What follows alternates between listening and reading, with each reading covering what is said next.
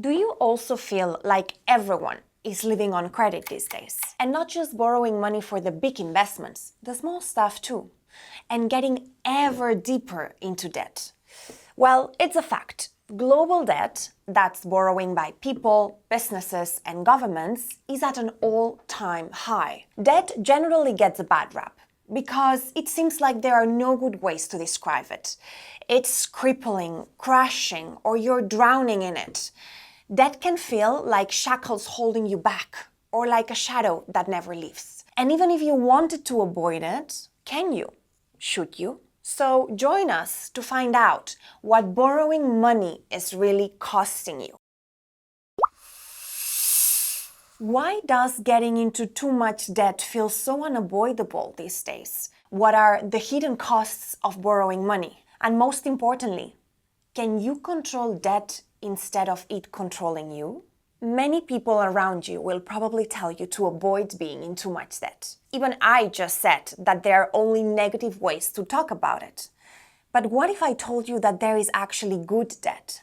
Well, don't just take it from me. Good debt is the money that you invest in the future and that is manageable for you. That means that you are able to pay it back every month based on your salary or based on your savings.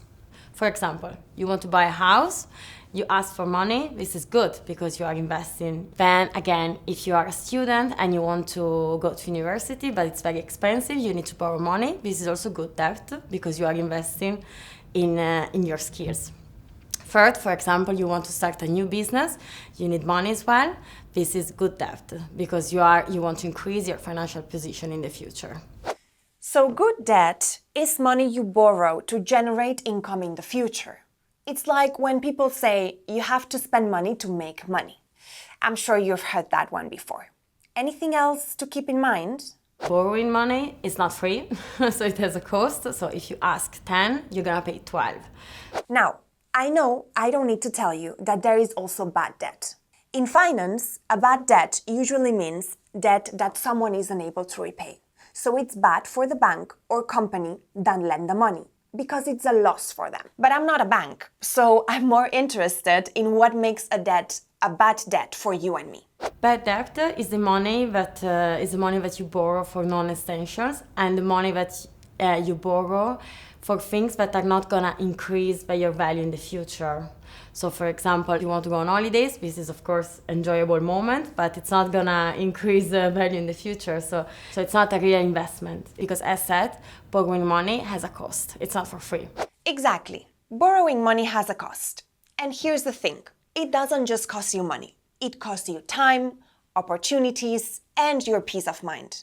Let's talk about the hidden cost of debt. Things that will not appear on your bank statement. If you are a young person in Europe, you might find it difficult to make ends meet, just like almost half of its population.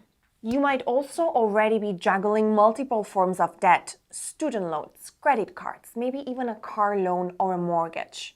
You're not alone, and it's probably affecting you in more ways than you think. Debt costs you time, the time you need to manage your debt, and the time you need to generate the income to pay it off. Debt also costs you opportunities because you cannot spend the money you need to pay back your loan, plus interest, on other things like investments or experiences. And finally, your debt can cost you your mental health. Sounds stressful, right? Like you just want to forget about it all. But that only makes it worse. Let's hear from someone who specializes in offering counseling services. Debt can affect people's mental health and their physical health. Once people start spending beyond their means, the thought processes increase, the negative thought process increase. So because money is a human construct, we have to manage it. If we don't manage it, it can have an effect, a negative effect on our mental health and then also on our physical health. Now, look, you're of course in charge of what you spend your money on. But the key is recognizing when things have spiraled out of control.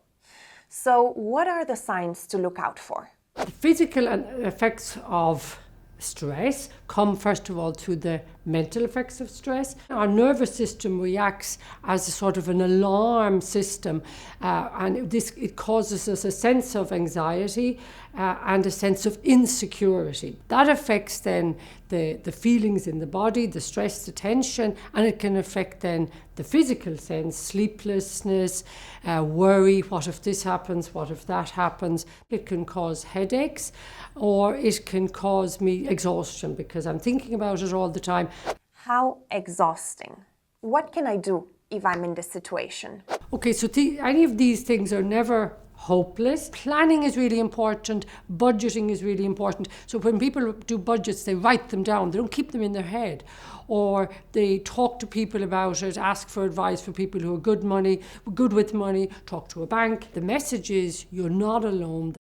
Thank you, Pamela. So awareness is key. And there are even more things to be aware of when it comes to personal debt. What if I told you that there are also some pitfalls you might already be falling into?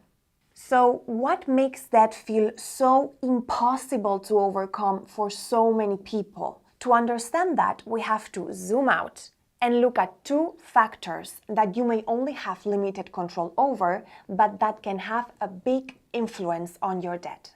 Let's start with something called compound interest. Here's how it works. With compound interest, you're not just paying interest on the original amount you borrowed. You're also paying interest on the interest that gets added if you don't pay your balance in full.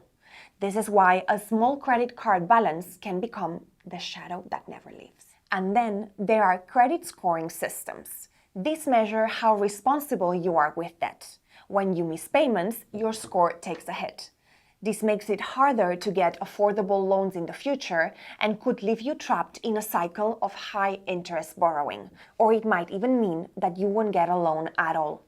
Bear in mind that the reason why you miss a payment doesn't usually matter, whether it's because of a medical emergency or you just find adult life really hard in general, the result is the same. Sometimes you might not even know why your score dropped or how to fix it. But here's the good news. While these pitfalls are real, there are ways you can avoid them. Knowing that they exist and understanding how they work is the first step towards breaking free from them. So, what can you do to take back control and avoid falling deeper into the debt cycle? Let's explore some practical strategies. Getting into debt can happen so fast these days. It feels like everyone's after your money and everything's designed to make you spend without thinking. It starts small. A streaming subscription here, an in-app purchase there, enticing buy now, pay later offers. It all adds up and it's so easy to lose track. And don't even get me started on doom spending and the pressure to keep up with the highlight reels bombarding us on social media. So, Naomi, what can we do? Step 1, check your expenses habits. So where your money goes every month. And like Naomi said at the beginning, there are essentials and non-essentials. Try to categorize your expenses that way. Is there anything that you could cut down on? Once you have checked your expenses, is to look at your debt. So how much you're paying every month for borrowing money, how much interest rates, how much fees you're paying. Okay, so I get a better grip on the situation by writing everything down, even if it hurts. I check if there is anything I can cut back on to have more money left over at the end of the month. And I try to better understand the debt I am in. But then, how do I tackle my debt and start addressing it if I want to? Yeah, so you can choose between two methods. The first one is that you look at the debt with the highest interest rate. So you pay first this one, so you get it down, you take out the bulk of your debt, and then you go with the smallest amount, the smallest debt. This is the avalanche method. Otherwise, you can also apply the snowball method. So you pay first the smallest debt, and then you go with the bulk of the debt later. Then the third step will be to build a bit on your financial resilience. So every month you save some money to create a buffer. So then you can use this buffer to pay back your debt as well. I know. Some of you are probably shouting at the screen right now. I don't have any money left at the end of the month. not for a nest egg, not for paying off any existing debt. Of course, there are some situations where you cannot do it by yourself. If you feel overwhelmed, just ask for help because there is always a solution. You're not alone in this. We've linked to some resources in the video description where you can turn to for support if you are in over your head. Debt might be haunting you, but that doesn't mean it has to define your life. Whether it's understanding your own finances or simply talking about these issues, every small step matters. What's your experience with debt? Are there particular strategies that have worked for you? Share your thoughts in the comments. I'd love to hear your perspective.